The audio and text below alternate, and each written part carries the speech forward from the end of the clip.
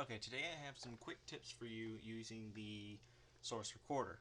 Okay, first on the list is multiplayer.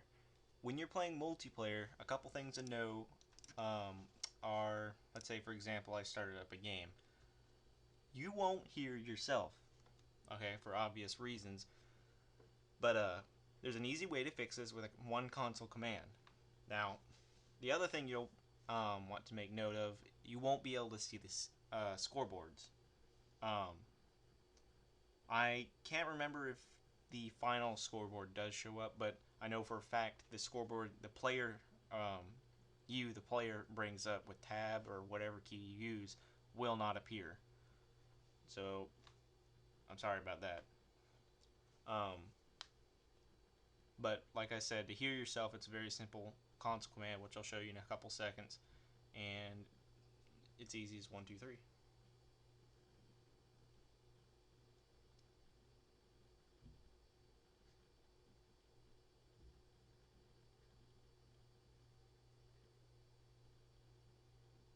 Okay. Now you see I have my game. I pick my player. Now let's see. What is my voice command key? Do do do do do. Use video voice communication K. Okay. No one can hear me. Okay. So we go to the console by pressing the tilde key by default and type in voice loopback with 1. Now, when I press K, hello, ba ba ba ba, I can hear myself. Of course, if you want to record your voice, you're obviously gonna have to do that um, before the game. I'm not sure if this stays between sessions, but um, just make sure to turn it on whenever you want to use it. Better than that, it seems pretty fine. Um, Another thing to note is when you're recording, this works a lot like an actual 3D Studio Max kind of thing or Blender. Even if your system isn't made to run it at higher settings, you can still render it at higher settings. It will take longer, granted, if you use something with like triple and quadruple anti-aliasing. But anyway, so for example, say I had my demo done and I was about to start recording. I can set these all to high, very high, anti-aliasing all the way up to 6, a little overkill, and then turn on the motion blur, bloom, everything. And of course, it would stutter. It would take a lot longer, but you come out with a nicer result. You'd also probably want to bind a few things to some keys like end movie for 0, um, demo pause to another key, because you're obviously not going to have quick access to the console while it's doing that. Um, Next on the list is while you're recording, it's best probably if you're going to upload it to somewhere like YouTube or something like that, it'd be better to keep it in a 16 by 9 widescreen format. Um, and you can just pick what you want to use, but I prefer to use 848 by 480 and then 1280 by 720, which is 720p and then 480p down here. Um, and those are my preferences, but you can do what you will. Um, Now, I'd like to go over a little bit of advantages versus the source recorder versus the Fraps and Hypercam and all the rest.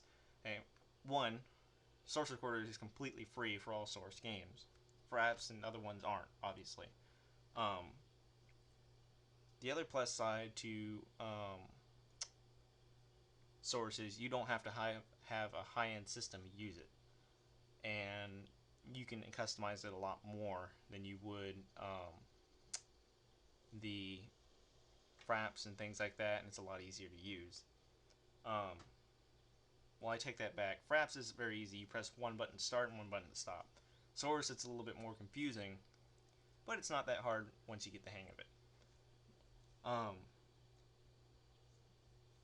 but in my opinion, if you're going to play any source game and you're going to want to record it for later viewing and whatever, screw whatever other program you use. Just use the source recorder. It's the best for your money. It's the easiest to set up and easiest to put out a file, and it's free. Why not use it? Um, the others, advantage to Source Recorder is other programs such as Fraps and Hypercam, ZD Soft, Screen Recorder, and whatever else you use.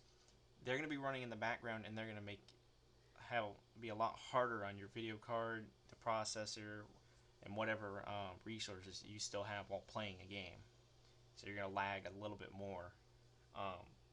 Whereas in Source Recorder, you're recording a demo, which is hardly any problem at all for the game. So, but I thought I'd just let you guys know this and a couple little tips. Other than that, remember, if you want to hear your voice loopback 1. You won't be able to see scoreboards, and then low-end systems can still run high-end settings and record it to an AVI file. And 16:9 formats are probably best if you're going to upload it somewhere or distribute it. Other than that, I'm pretty sure everything's fine. Have at it.